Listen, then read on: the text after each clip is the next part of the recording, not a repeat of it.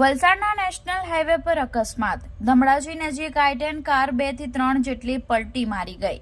વલસાડ નજીકથી પસાર થતા નેશનલ હાઈવે નંબર 48 પર ફરી એકવાર અકસ્માતની ઘટના સામે આવી છે.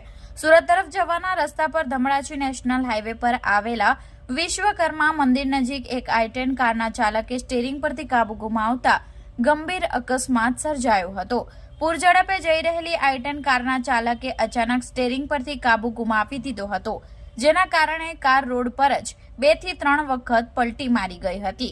અકસ્માતગ્રસ્ત I-10 કાર નંબર GJ05RX 0265 માં જાણવા મળ્યું તે મુજબ કારની ડિક્કીમાં ડીજેમાં લગાવવાની લાઇટોનો સામાન ભરવામાં આવ્યો હતો.